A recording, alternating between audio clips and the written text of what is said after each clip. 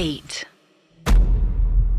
एक बार तो ऐसा सपना आया कि मेरे जो दोनों हाथ हैं ये एक तरीके का पावर सोर्स है, एक तरीके का ऐसा इंजन है। तो हम ऐसे ही दोस्तों से बातें कर रहे हैं और अचानक से मेरे दोनों हाथ ऐसे जमीन की तरफ पॉइंट आउट होते हैं और धीरे धीरे ग्रेविटी छोड़ देता है मेरा शरीर, वो ऊपर उठता जाता है। अब मैं लोगों को दिखा रहा हूँ, वो डिसबैलेंस हो रहा है हल्का हल्का, बस मैं दिखा रहा हूँ कि देखो मैं उड़ रहा हूँ, देखो मैं इस तरीके से उड़ रहा हूँ। फिर समहाउ मैं सबके ऊपर एकदम ऊपर, मेरे को एक्चुअली समझ में आता है कि ऊपर जाने पर क्या हो रहा है। मेरे को दिख रहा है नीचे की घर बने हैं, तार से लड़ सकता हूं मैं, अगर आगे जाऊंगा तो यहाँ तार से भिड़ जाऊंगा, थोड़ा और ऊपर हो जाते हैं। पर अगेन दूसरा डर ये है कि अगर ज्यादा ऊपर हो गए तो नीचे अगर गिर गए तो मर जाएंगे। बहुत दिक्कत हुई। आपको ये महसूस हो रहा था? मुझे ये हो रहा था कि जैसे ज्यादा ऊपर जाओगे तो ऑक्सीजन कम होती है, तो आपके पेट में थोड़ा ऐसा लगता है कि हवा कम जा रही है, एकदम दम घुटता है, जैसे लिफ्ट में होता है, जैसे लिफ्ट में एग्जैक्टली जैसे लिफ्ट में जब नीचे गिरते टाइम होता है वैसा वाला पेट में मरोड़, वजन एकदम शून्य हो जाता है जब आप ऐसे करते हैं। ये सब फील हो रहा था सपने में कि ऊपर जा रहा हूं तो ऐसा बॉडी पेट में तो मैं नीचे ही उड़ रहा हूँ, ज्यादा ऊपर नहीं जा रहा हूँ। और मैंने ये भी देखा कि उड़ते उड़ते मैं दिल्ली भी पहुंच रहा हूँ। अगेन ये थोड़ा सा हाइपोथेटिकल, लेकिन मैं पहुंच रहा हूँ, मैं क्या करूँ उसमें। हम तो अपने मोहल्ले के आसपास ही उड़ रहे थे। तो नहीं, मैं मोहल्ले के आसपास उड़ के देख रहा हूँ कि क्या कौन कर रहा है, मतलब आंटी पापड़ बना रही हैं, मुझे भी खाना है, मतलब ऊपर ही। अब सब लोग मुझे जानने लगे कि मैं उड़ रहा हूँ बढ़िया अच्छे तरीके से।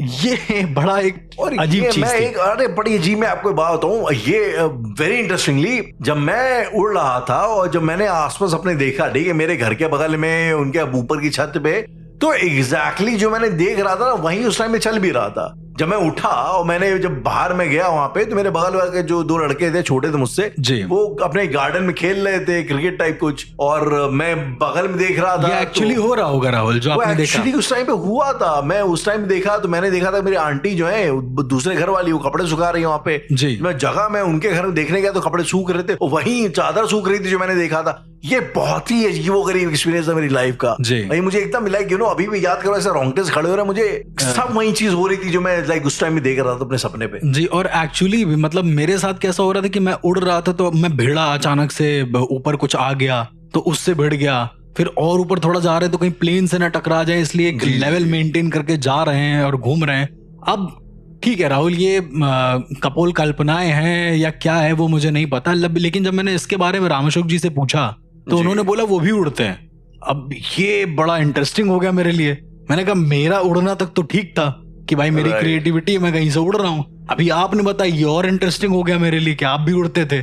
तो सारे लोग उड़ते थे बाय द वे, मैं आपको बता दूं जितने लोग हैं सबको एक्सपीरियंस आए हुए होंगे। मुझे लगता है हर इंसान को कभी ना कभी ये उड़ने वाला सपना आया होगा, या तो ये उड़ने वाला या तो ये ऊपर से गिरने वाला, ये दो सपने जरूर आए होंगे कि वो ऊपर से गिर रहा है, अचानक से नींद खुल गई।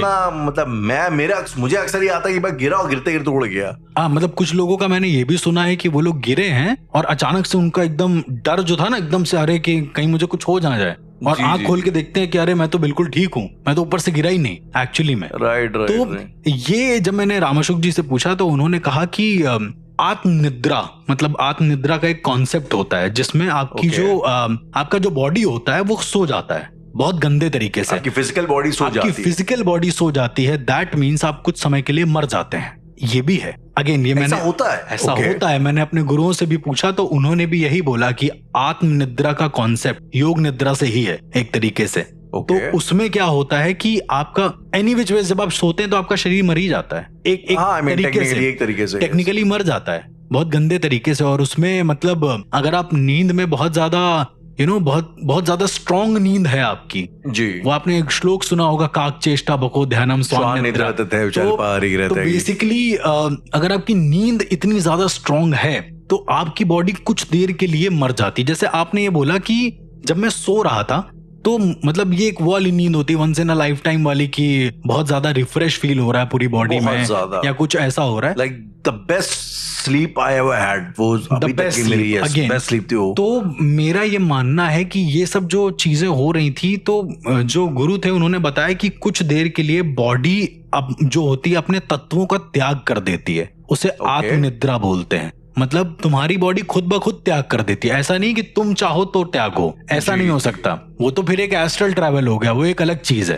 पर एक समय ऐसा आता है जब बॉडी खुद ब खुद त्याग करती है, उसे आत्मनिद्रा का कॉन्सेप्ट बोलते हैं, जो नियर डेथ के समान होता है। मतलब तुम मर चुके हो। अब अगर तुम्हारे शरीर में कट भी मारेंगे ना तो तुमको होश नहीं होगा उस समय पे। और उसके बाद तुम्हारी जो आत्मा होती है वो चूंकि आत्माओं की दुनिया में नहीं जा पाती है और चूंकि सपनों की दुनिया में नहीं जा पाती है, तो उसके पास सिर्फ तुम्हारा ही वर्ड बचता है तुमको दिखाने के लिए।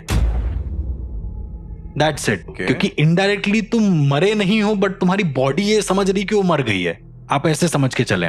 आप सपना नहीं देख सकते हो क्योंकि आपकी बॉडी ये समझ रही है कि वो मर चुकी है, तो ब्रेन काम नहीं कर रहा है। तो आप सपनों की दुनिया में नहीं जा सकते, आप आत्माओं की दुनिया में नहीं जा सकते, बट आपकी स्पिरिट इस दुनिया में विचरण कर सकती है। तो ऐसा कहा जाता है कि आउटर बॉडी एक्सपीरियंस जो ओडीज हुए हैं लोगों को, उसमें क्या होता है कि बॉडी से निकले, मतलब ये मेरे साथ हुआ है बाय द वे, ये मेरे साथ साधना के दौरान हुआ है, कई सारे ऐसे ध्यान के दौरान हुआ है कि मैं ध्यान कर रहा हूं और बहुत चंद लम्हों के लिए हुआ, 1 सेकंड के लिए आप मान के चलो, कि मुझे ऐसा लगा कि मैं खुद निकल के खुद को ही देख रहा हूं। राइट। आप देखो Rahul, to be very honest, अगर आप शीशा नहीं देखते हो, ठीक है, तो आपको नहीं पता चलता है कि आपके फेस पर कहाँ क्या है या फिर बॉडी पर कहाँ क्या लगा है, ठीक है, आप नहीं समझ पाओगे। पर मेरे सर पे ना, अब जैसे जहां पर हम बैठे हुए थे वहां पे पेड़ था, तो ऊपर एक पत्ती गिरी हुई थी। और पत्ती का कोई अंदाजा नहीं था, बहुत टाइम से गिरी हुई थी। इसकी पुष्टि भी बाद में मैंने करी। तो मैं थोड़ी देर के लिए ध्यान में जाता हूँ और अचानक से मेरी आंखें खुलती हैं मुझी को देखते हुए, और सर पे पत्ती रखी, उसके बाद वापस मेरी आंखें एकदम से खुल जाती हैं बैक अगेन। तो मैं ऐसे सर पे हाथ फेरता हूँ, मुझे लगा कि शायद सपना देख रहा हूँ, तो निकाला तो वो पत्ती थी उसमें ऊपर, सही में पत्ती गिरी हुई थी। मैंने अब पास वाले एक इंसान से पूछा, उसने कहा कि मैंने ही रख दी थी जानबूझ के 1 घंटा पहले। मैंने कहा मैंने अभी देखा है जस्ट। तो उसने भाई ये 1 घंटे से आपके सर पे ही है, जानबूझ के, मैंने ऐसी जानबूझ के रख दी थी। तो इसको मैं आउटर बॉडी एक्सपीरियंस में काउंट करूंगा, 100% काउंट करूंगा। राम अशोक जी ने, एक बार हम लोग शमशान घाट में थे, राम अशोक जी ने मुझे एक बार बताया कि उनको ना, मैंने उनसे पूछा कभी आपको ऐसा उड़ने वाले एक्सपीरियंसेस कभी कुछ हुए? तो उन्होंने बोला कि एक दिन क्या हुआ था कि कोई चीज मिल नहीं रही थी, मतलब कुछ ऐसा होगा सामान वामान उनके घर का जी। तो वो लेटे और कुछ ऐसा हुआ कि उनकी जो आत्मा है, आप ऐसे समझ के चलो, राम अशोक जी एक लेटे, ऊपर पंखा है और एक साइड में अलमारी है, उस पे ऊपर कुछ रखा हुआ है। तो राम अशोक जी लेटे, उनकी आत्मा जो फ्लोट करी है ऊपर पंखे तक, पंखे पे लग ना जाए थोड़ा सा नीचे, और वहां से उन्होंने देखा है कि वो अलमारी के ऊपर कुछ रखा हुआ है। और वापस से उनकी जब बॉडी आती है तो वो कहते हैं कि अलमारी के ऊपर शायद हमारी खोई हुई चीज मिल जाएगी एक तरीके से। तो ये एक ऐसा आउटर बॉडी एक्सपीरियंस है जो उन्होंने मुझसे शेयर करा, और ये काफी हद तक कारगर होता है।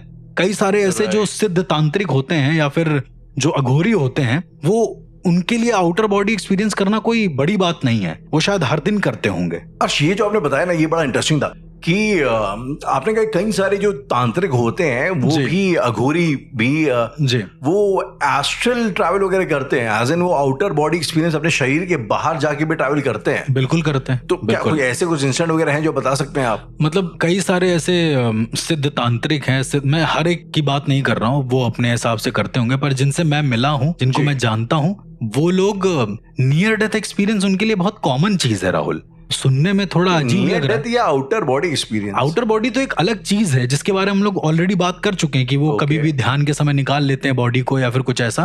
पर अगर नियर डेथ की बात करें, क्योंकि जब हम उनसे पूछते हैं कि मौत के बाद क्या होता है, मौत के बाद क्या होता है, मैंने एक बार ऐसे ही एक साधु से पूछा तो वो हंसने लगे। मैंने कहा बाबा आप हंस क्यों रहे हो? तो कहते हैं कि मौत के बाद क्या होता है ये जानना क्यों जरूरी है, जबकि मौत से पहले की चीजें बहुत इंटरेस्टिंग है, बहुत रोचक है। मतलब उन्होंने हिंदी में बोला, मैं इंग्लिश में बोल रहा हूँ। तो मैंने कहा मौत से पहले क्या होता है? राहुल आपको याद है, आप बार बार मुझसे एक शब्द का जिक्र करते हैं जिसका नाम है भैरवी यातना। जी, भैरवी यातना जो होता है, मैंने शायद अभी जिक्र भी किया कि मरने से पहले आपको जो नहीं जानते लम्हे आते हैं सामने। बता दो कि जब आप मरने वाले होते हैं, आपने डायलॉग सुना होगा कि आपकी पूरी लाइफ आपके सामने फ्लैशबैक की तरह चलती है, और ये एक रियलिटी है जिसको आई थिंक संस्कृत में भैरवी यातना बोला जाता है हिंदू पुराणों के हिसाब से। मैंने उनसे पूछा कि आपको कभी नियर डेथ एक्सपीरियंस हुआ है? तो वो कहते हैं कि मोस्टली होता रहता है। मैंने ऐसे होता रहता है। मैंने कहा आउट ऑफ क्यूरियोसिटी आपसे पूछ रहा हूँ कि ये बताएं आपकी लाइफ का पहला एक्सपीरियंस कब था? तो उन्होंने कहा जब मुझे सिद्धि मिली। अब ये काफी इंटरेस्टिंग है राहुल। मैंने बता दिया आपको सिद्धि मिली? हाँ, मतलब नाम नहीं बताया, वो बता सकते हैं कि सिद्धि है। ये बता सकते हैं कि सिद्धि है मेरे पास कोई पर ये नहीं बता सकते किस चीज की सिद्धि है। तो उन्होंने, अब चूंकि शमशान में ये अलाउंस होता है, शमशान में बैठे हो तो आप बता सकते हो, लेकिन अगर बाहर बैठे हो तो आप नहीं बता सकते हो, ये भी एक रिस्ट्रिक्शन है। तो उन्होंने मुझसे कहा कि जब वो छोटे थे, करीब 10-11 साल के थे, तो वो ना अचानक से मतलब जो कच्चे घर होते हैं बनाए जाते हैं जिसपे बच्चा चढ़ जाता है कभी कभी ऊपर भी, खप्पर वाले जो खपरेल वाले जो घर होते हैं, तो उनका गांव में वैसा घर हुआ करता था। तो वो चढ़े, थोड़े शैतान किस्म के थे और काफी ऊपर तक चढ़ गए। वो उन्होंने सोचा कि बीच में जाके खड़े हो जाएंगे और जैसे ही वो घर के बीच में गए वो नीचे गिर गए और उनके मतलब बहुत भयंकर चोट लगी सर्वर में। खप्पर के बीच में से गिरे, उतना मजबूत नहीं होता है कि कोई बच्चा जाके उस पर खड़ा हो जाए। तो पहले तो ना वैसे घास फूस के बनाए होते हैं, ऊपर रख देते हैं वो लोग, तो उतने मजबूत वो होते नहीं है। तो वो नीचे गिरे और गिरने के बाद राहुल क्या हुआ कि मतलब अब उन्हें वहां से एडमिट कराने ले जाया गया। क्योंकि गांव से शहर की दूरी वो बता रहे थे करीब 4 से 5 किलोमीटर थी, तो तांगे पे ले जाया जाता था ऐसा करके। तब की बात है जब वो छोटे थे, राइट? जब वो छोटे थे। तो उन्होंने कहा तांगे पे जो बैलगाड़ी होती थी उस पे ले जाया जाता था। तो ये बैलगाड़ी पे इनको लिटाया गया, प्रॉपर इनके खून निकल रहा है सर के पीछे वाले हिस्से से जी। तो इन्होंने क्या बताया कि जब इनकी आंखें बंद हुई हैं गिरने के बाद, तो अचानक से ये एक ऐसी जगह पहुंचे हैं जो अपनी, जैसे आप अभी यहाँ बैठे हैं, तो जिस तरह की भी सिचुएशन में वो गिरे हैं वैसे ही वो उठे और उन्होंने आसपास देखा कि सारे लोग जल रहे हैं बहुत गंदे तरीके से। मतलब उनकी जो माँ है वो जल रही हैं, उनके जो पिता हैं वो जल रहे हैं, एक भाई था उनका वो जल रहा है पूरी तरीके से, और जल के बड़ा अजीब सा सिचुएशन बताया। और राहुल ये सुनने में बहुत इंटरेस्टिंग है, मुझे नहीं पता कि किस हद तक सच है क्योंकि हर इंसान का अलग अलग होता है, इसलिए उन्होंने जो बताया वो ये था कि जला, उनके सामने उनकी माँ जली और जैसे चिता पे लेटते हैं ना, सेम वैसे ही लेट गई बड़ी शांति से। ऐसे ही हो रहा था इनके पिताजी के साथ भी कि वो जलते हैं और अचानक से वो लेट गए। भाई के साथ भी यही हुआ। फिर आगे वो जा रहे थे तो पेड़ जल रहे थे, मतलब सब कुछ ऐसा था कि जलने वाला सिनेरियो था। तो उन्होंने ये सब देखा। उसके बाद उनकी बॉडी चल रही थी, वो देख रहे थे, वो तांगे के साथ साथ चल रहे हैं, मतलब तांगे पे उनकी बॉडी जा रही है, वो साथ साथ जा रहे हैं, देख रहे हैं, ठीक है। और अचानक से क्या होता है, तांगा जैसे नहीं रुकता है, कोई बैल अचानक से रुक जाता है वहां पे, तो रुका, उनकी बॉडी हिली थोड़ी सी। तो जब उनकी बॉडी हिलती है तो ये भी अपनी जगह शेक हो जाते हैं। मतलब अभी कुछ ऐसा था जो इनकी बॉडी से उसको अलग नहीं कर रहा था, उस आत्मा को, उनकी स्पिरिट को कहीं ना कहीं। और ये जो तांगा था ये भी जलता हुआ दिख रहा था उनको। मतलब सब कुछ ऐसा लग रहा था कि वो नरक में आ गए हैं पूरी तरीके से, ऐसा मान के चलिए। और मौत की सच्चाई बहुत सामने से देख रहे थे वो। मतलब मौत के टाइम पे क्या होता है राहुल, मरने के बाद या फिर मरने से पहले चिता पर लेटता है इंसान, जल जाता है, वो सेम वही प्रोसीजर देख रहे थे कि वो लेट गया और जल रहा है, पूरी पूरी बॉडी जल रही है एक तरीके से, बस चिता मौजूद नहीं है वहां पर, ऐसा करके। किसी भी तरह की कोई भी लकड़ी मौजूद नहीं है जिस पर वो लाश लिटाई जाती है। उन्होंने बोला कि आगे जाकर वो क्या देखते हैं कि एक बहुत बड़ा सा कोई वृक्ष है, कोई बहुत बड़ा सा पेड़ है। राहुल, अपने कल्प वृक्ष के बारे में बहुत सुना होगा, अगर आपको आइडिया है। कल्प वृक्ष के ऊपर एक फिल्म भी बनाई हुई है जी। तो वो कल्प वृक्ष जो है, ऐसा कहते हैं साधु संत जो हैं, वो कहते हैं कि वो मोक्ष की प्राप्ति का द्वार है एक तरीके से। वहां से जो मनोकामना तुम मांगो वो पूर्ण हो जाती है। तो इनको कल्प वृक्ष जलता हुआ दिखा पूरी तरीके से। तो ये उसी जोन में, जिस जोन में थे, वहां पर जाके कल्प वृक्ष से बोलते हैं कि मुझे मुक्ति प्रदान कर दो, मुझे मुक्ति दे दो। एंड अचानक से क्या होता है कि कल्प वृक्ष को वो छूते हैं और छूने के साथ ही साथ उनकी आंखें खुलती है, तो वो हॉस्पिटल में होते हैं। Now here comes the interesting fact कि इसके बाद से इन्हें आत्माएं दिखना शुरू हो जाती हैं। ये एक मोमेंट था। अब राहुल, इसको आप कुछ भी कह लो, मैं अपनी लाइफ में कुछ ऐसे लिमिटेड लोग से मिला हूं जिनकी लाइफ के एक्सपीरियंस मेरी लाइफ के एक्सपीरियंस से बहुत सेम है। इंसिडेंट सेम नहीं है, लेकिन जो घटनाक्रम हुए हैं वो सेम है। जैसे मुझे ये सब दिखने लगा मेरे बाबा की डेथ के बाद, जो मैंने आपको बताया था कि बाबा की डेथ हुई, उसके बाद मुझे उनकी आवाज सबसे पहले सुनाई दी कुछ देर के लिए। फिर जब मैं सोया उठा तो मुझे हर तरफ कुछ न कुछ दिखने लगा। सेम इन बाबा को भी हुआ कि वो कल्प वृक्ष को छुआ सपने में, या जैसा भी करके उन्होंने नियर डेथ में छुआ होगा, वो वापस आए और उसके बाद से उन्हें हर जगह आत्माएं दिखने लगी समहाउ। मेरा ऐसा मानना है राहुल कि नियर डेथ अगर होती है, मैंने कभी उतना गहराई से शायद ना महसूस करी हो, और वो लोगों ने महसूस करी होगी जिनका मैंने सुना है, तो वो एक ऐसा द्वार है जहां से अगर तुम गए, उस नियर डेथ के पास तुम गए, तो तुम किसी ना किसी तरह की एबिलिटी को या किसी ना किसी तरह के कुछ तो ऐसा होगा जो तुम वापस लेकर लौटोगे जरूर वहां से। तो एक नया रेल्म, एक नया डायमेंशन आपके लिए खुल जाता है, एक नया डायमेंशन खुल जाता है। राहुल, मैं आपसे ये पूछना चाहूंगा, जब आपको वो एक्सपीरियंस हुआ था, जब आप हॉस्पिटल में एडमिट हुए थे, एक पर्सनल एक्सपीरियंस पूछना चाहूंगा कि जगने के बाद जब आप सही हो गए तो क्या आपको अपनी बॉडी पहले से अलग फील हो रही थी जैसे पहले होती थी? कुछ चेंजेस फील हुए आपको?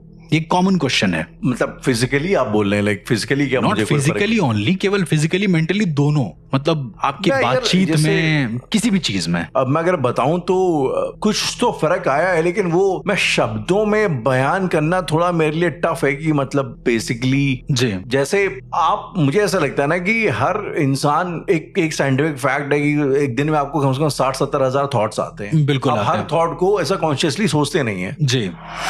मतलब इस लाइक सेइंग, अगर आप गाड़ी चला रहे हैं, आपने कहीं राइट लेफ्ट मुड़ना है, आप हाथ देते हैं, लेकिन आपको लगता है चलो आगे से मुड़ लेंगे, तो वो हाथ देना भी एक तरीके एक थॉट, एक नया वो पैटर्न होता है जो शायद आपने नहीं उस टाइम पे लिया, आप आगे बढ़ गए। जी, मुझे ऐसा लगता है ना कि अब उस टाइम के बाद से शायद मेरा दिमाग इन सब चीजों के लिए भी सेंसिटिव हो गया कि जब मेरा दिमाग कुछ नहीं सोच रहा है तब मेरा दिमाग क्या कर रहा है। In a way that I kind of, मतलब थोड़ा सा मुझे ऐसा लगता है कि थॉट्स रैंडम नहीं होते। एग्जैक्टली, के पीछे कोई ना कोई लॉजिक तो होता है, कोई ना कोई तो लॉजिक होता है। नेसेसरली हर लॉजिक पैरानॉर्मल हो या हर लॉजिक भाई हेवनली या डिवाइन हो, जरूरी नहीं है। कई बार वो आपका दिमाग में लॉजिक ऐसा भी होता है कि आपको थॉट्स कभी कभी वैसे आते हैं जैसी कंपनी आप रखते हैं जी। लाइक सेइंग यार आपके आसपास के लोग बड़े वैसे लूजर टाइप के हैं, वो इस तरह की बातें करते हैं, तो आपको अमूमन थॉट्स भी कभी कभार वैसे आते हैं। तो आई थिंक एक वो चेक आ गया, एक तरीके का कह लें कि अपने थॉट्स को लेके चेक आ गया कि ऐसा रियलिटी चेक आ गया कि आपका थॉट, आपकी जो थॉट्स है नेसेसरली आपके नहीं है जी, वो आपका आसपास का इन्फ्लुएंस है आपके ऊपर, and you have to be क्या कहते हैं, be very careful about that. बिल्कुल एक तरीके से एक हैबिट आ गई तब से। तो राहुल, जब मैंने इन बाबा से पूछा ना कि मेरे साथ भी ऐसे ही कुछ हुआ था, आपने कल्पवृक्ष को छू लिया, मेरे साथ मेरा कल्पवृक्ष नहीं था, मैंने बाबा को ही छुआ था, उनकी डेड बॉडी थी उसको छुआ था। उनका ये कहना था कि हम अपनी जिंदगी में ना नियर डेथ एक्सपीरियंस करते रहते हैं। अब ये काफी इंटरेस्टिंग है कि कैसे करते हैं। उन्होंने बोला जैसे यदि कोई इंसान ऊपर से नीचे गिर रहा है और अचानक से उठ गया, वो सपने में देख रहा है। मैंने कहा ये नियर डेथ कैसे हो सकता है?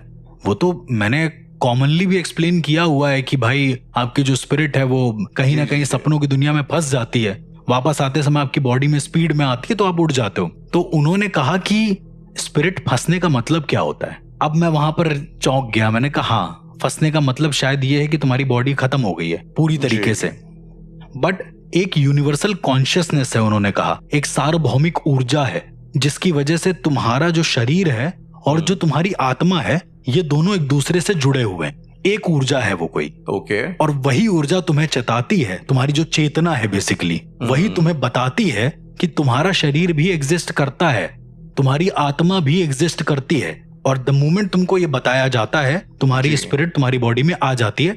अब हम आते हैं कोमा के ऊपर राहुल, सेम इसी से जुड़ा हुआ।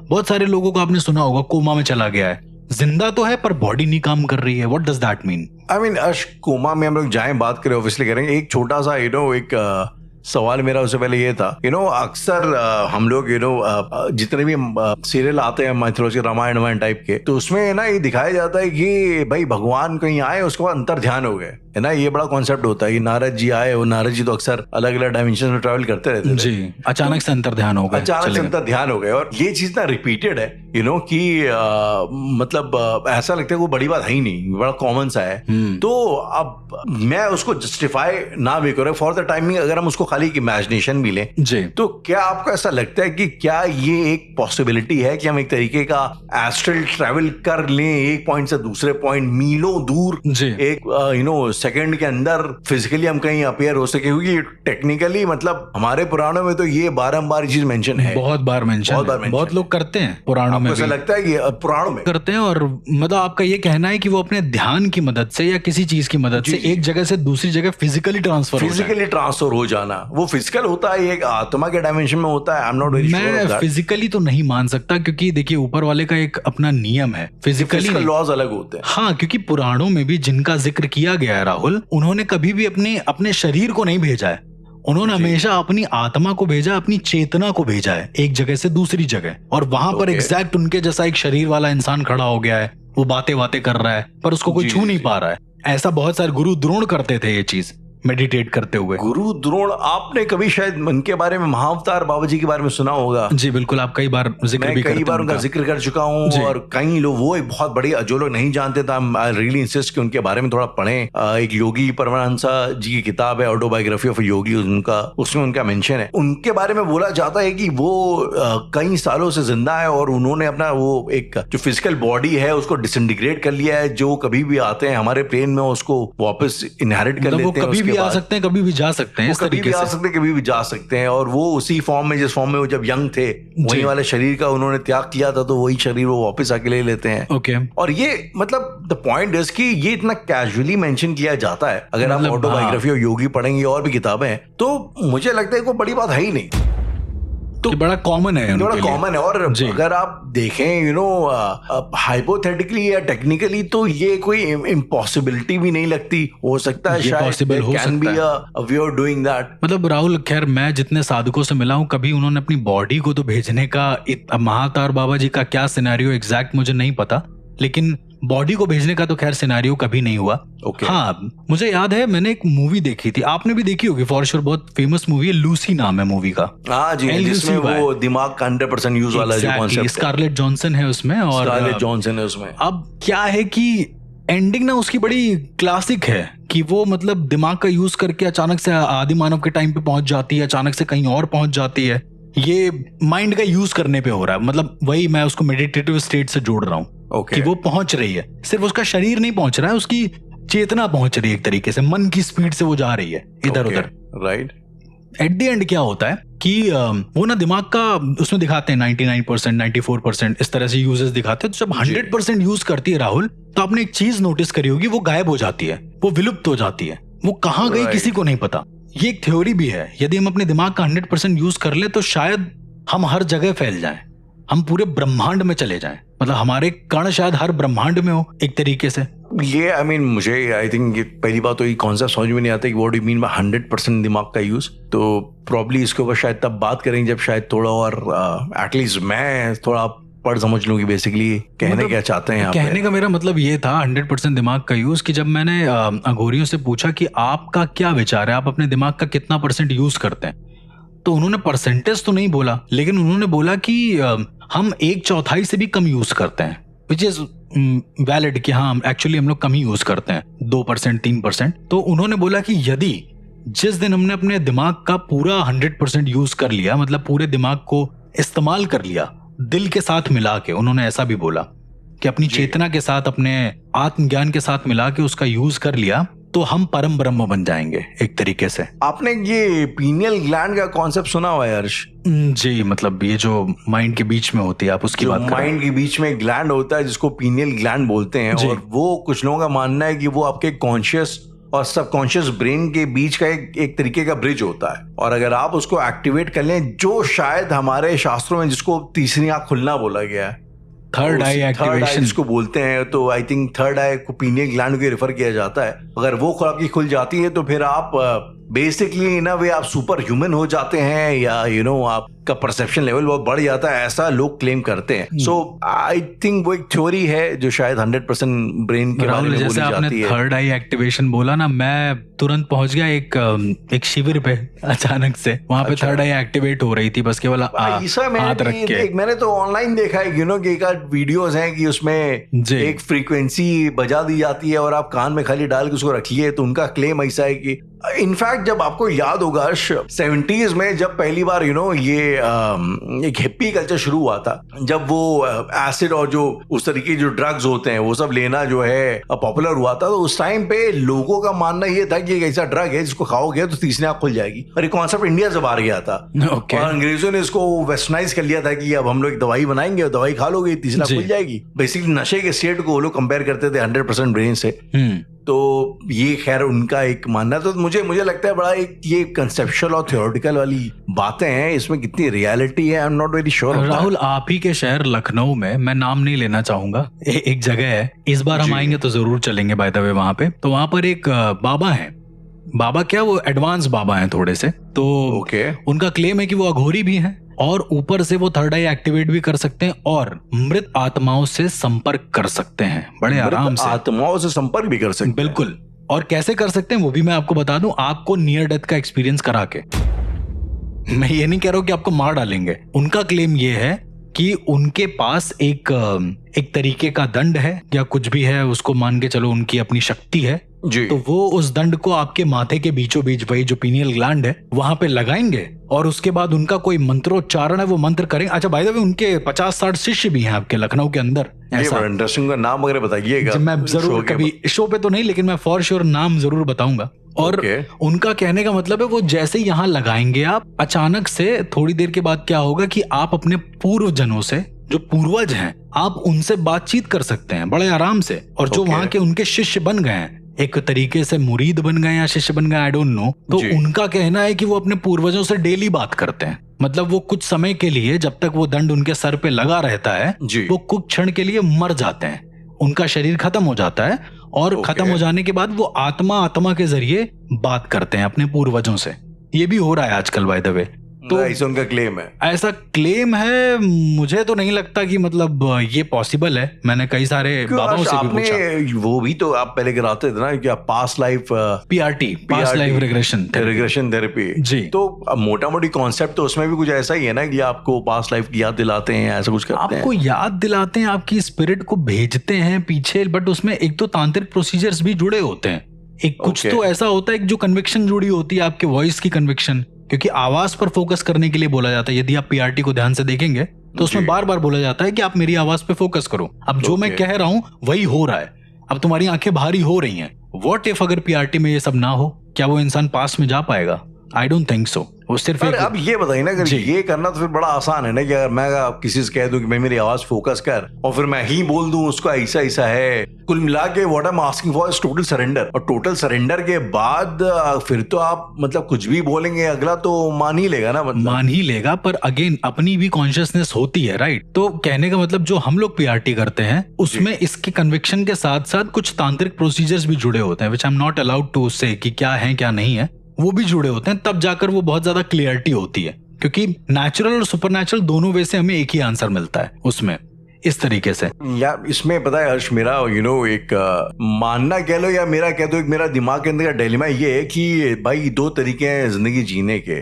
या तो आप स्केप्टिक बन जाओ और हर चीज पे सवाल करो, तो आप, मुझे ऐसा लगता है, मेरा मानना है कि अगर आप स्केप्टिक बन के रहोगे तो आप आजीवन लोगों को निगेट करते रहोगे, लेकिन खुद कहीं पहुंच नहीं पाओगे, खुद नहीं पहुंच पाओगे। और दूसरा एक तरीका है बिलीवर, जिसमें खतरा बहुत है, क्योंकि कोई भी फिर आपको कुछ भी बता सकता है और आपकी दिमाग की इमेजिनेशन आपको कुछ भी दिखा सकती है। बिल्कुल। पर अनफॉर्चुनेटली लाइफ का अगर आपको मैजिक देखना है, क्योंकि लाइफ भी एक तरीके से मैजिकल है, और वो मैजिक आपको तभी शायद दिखाई देगा अगर आप उस मैजिक पे यकीन करेंगे तो आई थिंक ये एक डिलेमा है जो शायद हर ऑडियंस को या हर जो पैरानॉर्मल में इंटरेस्ट रखता है बंदा, उसको ये डिसाइड करना होगा कि उसको किस तरीके से इसको अप्रोच करना है। आई एग्री राहुल, ये यकीन करना और फिर उसके बाद किसी चीज का अचानक से दिख जाना या फिर जैसा हम सोचते हैं वैसा हो जाना जी, ये सारी चीजें एग्जिस्ट करती हैं। पर वही कल्पनाओं और रियलिटी के परे भी मुझे लगता है कि कभी कभी कुछ होता है। मैं आपको बात बताता हूँ कि